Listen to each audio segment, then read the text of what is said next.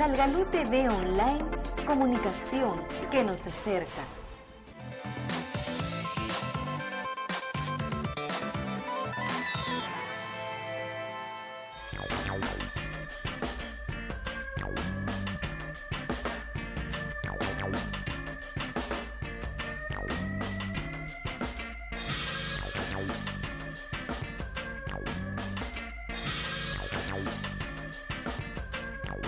Esto en realidad es un tema del que debería preocuparnos a todos los peruanos y peruanas. No es un tema solo de políticos, ¿no? ¿Qué estamos haciendo mal?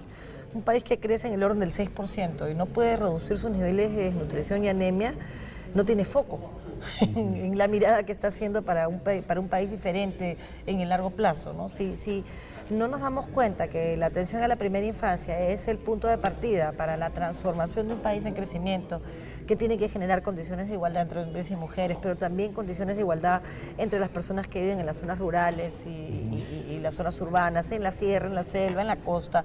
Y este Perú que requiere varias estrategias. Nosotros teníamos un documento que se llamaba Perú, un Perú dos estrategias, un país dos estrategias, porque claramente hay un país que ha crecido con ese 6% y un país que vemos que no solamente se ha estancado, sino que ha decrecido.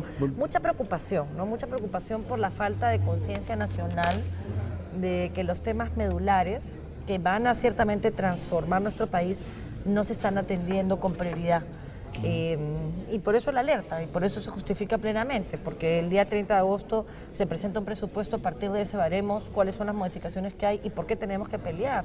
Y un llamado a una ciudadanía responsable que nos ayude en esto, que no es otra cosa que poner en el debate nacional los temas importantes. Ahora que menciona que el 30 de agosto se presenta para el debate en el Congreso el presupuesto, se ha anunciado un posible, digamos, disminución de ingresos fiscales para el próximo año. Tiene como una primera pelea en el Congreso es dar la lucha ahí para que los presupuestos a favor de estos programas sociales, de los programas a primera infancia, no disminuyan el presupuesto con el argumento de que hay una disminución de ingresos fiscales, digan que esto debe ser un presupuesto, digamos, debe mantenerse un presupuesto adecuado e intangible. Y sí, no solamente eso, en derechos humanos, que básicamente todos estos proyectos o estos programas atienden a eso, hay una cosa que se llama el principio de progresividad y el principio de no regresividad, que supone que una medida tiene que ser siempre evolucionar hacia arriba y que no solamente tiene que evolucionar, sino que no puede estancarse y muchísimo menos retroceder. Claro. Entonces ha implicado un retroceso en la garantía de un conjunto de derechos a la población, la asignación de un presupuesto determinado. Si es así, entonces estamos yendo no solamente contra los niños afectados, no solamente contra la Convención de los Derechos del Niño, sino contra toda la lógica del derecho internacional. Ahora, a mí si el Estado nos demuestra que, por ejemplo, en el tema de identidad, el presupuesto se ha disminuido porque efectivamente se ha hecho un mejor trabajo de identificación y de ese 15% se ha reducido un 7% y la proyección al próximo año es reducirlo un 2% y que se necesitan menos recursos, pero con igual garantía del derecho es distinto.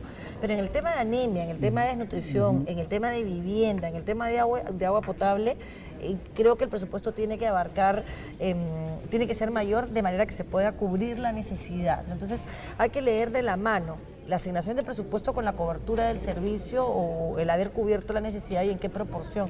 No te olvides que nosotros éramos deficitarios, o sea, no solamente teníamos el problema de los niños que nacían cada año, sino de los que habían sido por años, y pensemos simplemente de 1 a 4 años, en los 3 años anteriores, abandonados, no registrados o no alimentados de manera correcta, ¿no?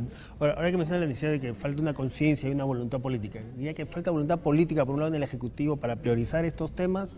Y se habla de voluntad política, bueno, ¿qué pasa con la política de los otros sectores políticos representados en el Congreso?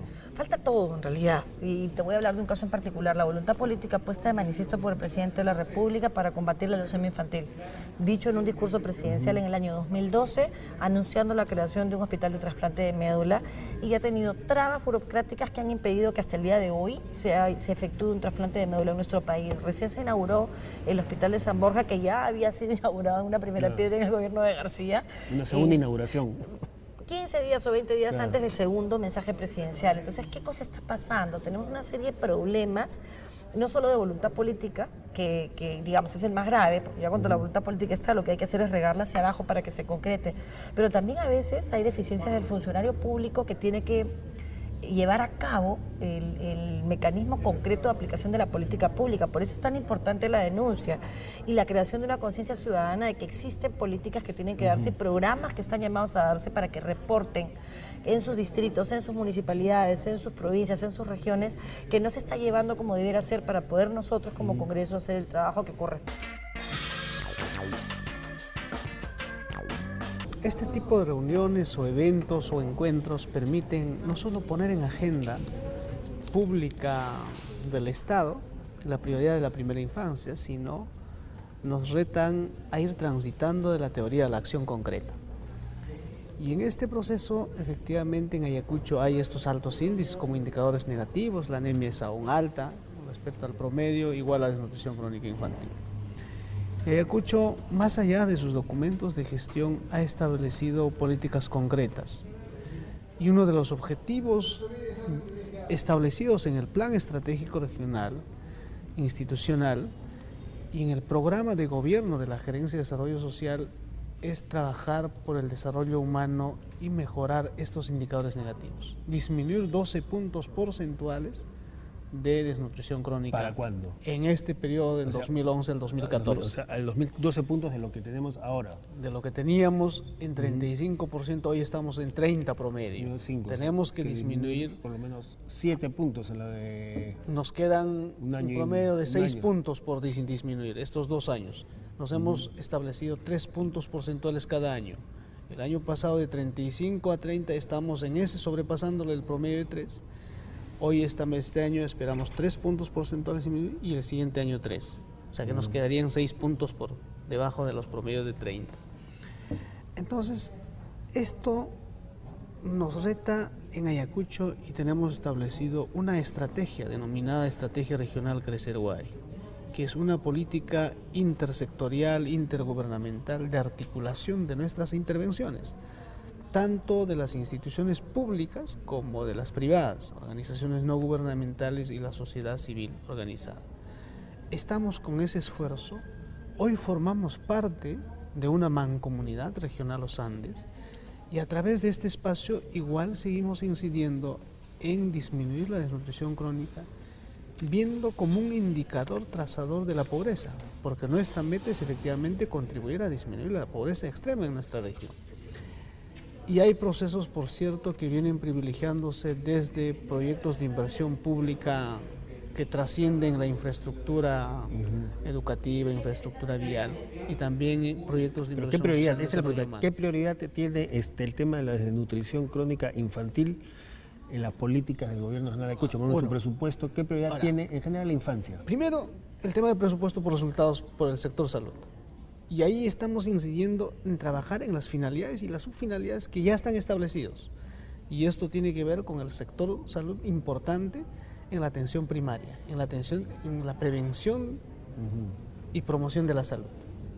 Y desde ese espacio estamos generando entornos saludables vinculando con los gobiernos locales. En los presupuestos, para el presupuesto del gobierno regional, ¿qué prioridad tiene en los temas de infancia? ¿Qué porcentaje, para, digamos, una forma de medir la prioridad, qué porcentaje del presupuesto se está dedicando a estos temas de inversión social? Ahora, con precisión decirle los porcentajes, pero ya viendo los programas presupuestales, ese es más o menos el promedio que se está dando de los programas presupuestales como el Programa Estratégico Nutricional, que viene, por cierto, desde el mismo Estado Nacional para el gobierno regional. Pero además de ello hay proyectos de inversión que estamos incorporando, podría ser mínimos, un porcentaje de 2% además, para trabajar estos temas de vinculación con los gobiernos locales. Y segundo es, en esta misma primera infancia, priorizar el tema de educación, el acceso de los niños y niñas a la educación. En Ayacucho hay 30% de niños que no tienen acceso a educación inicial. Más o menos el 30% es la cifra que también está por sobre el promedio nacional, que es 25%. Efectivamente. ¿No? Y ahí hay uno de los factores que tenemos aún comunidades excluidas dispersas nosotros en Ayacucho. Y la estructura menciona o la normatividad privilegia tener educación básica regular en educación inicial para niños en cantidad en una comunidad más de 8.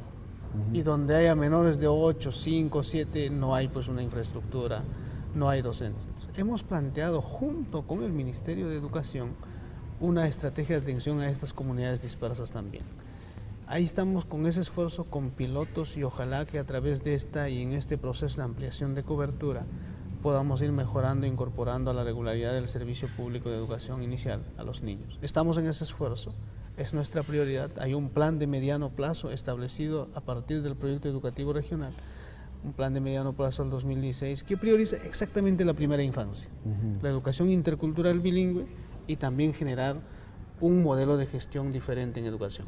Ahora, tenemos algunos datos de que a nivel nacional, anemia se ha incrementado, como le decía, la desnutrición ha bajado por un ritmo menor del esperado. ¿Cuál es la situación de Ayacucho?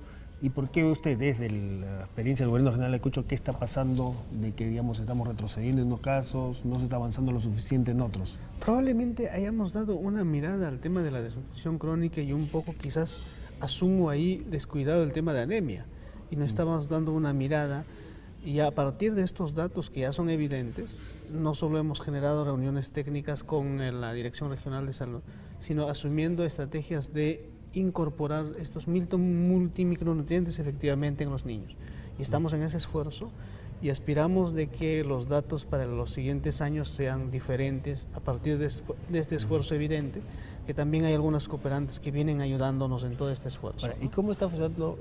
Un tema importante que se ha destacado también de este encuentro de alerta ciudadana por la infancia es la necesidad de la articulación y, digamos, una coordinación entre las distintas instancias del Estado. ¿Cómo está funcionando ahí la articulación, por un lado, entre el gobierno regional con los gobiernos municipales de la región y también el gobierno regional de Ayacucho con el gobierno nacional? Efectivamente, nosotros mencionaba, la estrategia regional Crecer Huari es prácticamente un consejo regional para la lucha contra la desnutrición infantil y la anemia, diría yo, en este momento. Y esta involucra, si bien preside el mismo señor presidente regional, involucra a todas las instituciones, a todas las cooperantes. Y las cooperantes están organizados dentro de ella porque están reconocidos con una ordenanza regional, establecida algunas acciones concretas a través de una resolución, de resoluciones ejecutivas. Tiene un consejo Crecer Huari, que es una junta directiva, y además un comité de apoyo interagencial, que ayuda en la asistencia técnica y a través de cooperantes. Entonces, este consejo incorpora también a los gobiernos locales y a través de este espacio es lo que venimos generando esfuerzos articulados de intervención frente a estos problemas de nutrición crónica y anemia. Esta reunión ha sido particularmente interesante porque en este camino que llevamos de llevar la discusión de los problemas de la infancia, ¿no?, a la comunidad nacional, el día de hoy hemos estado muy enriquecidos por el aporte de los científicos sociales, en primer lugar, que nos han ayudado a ampliar la visión de estos problemas a los niveles sociológicos, a los niveles antropológicos, y a los niveles políticos que son imprescindibles para solucionarlos.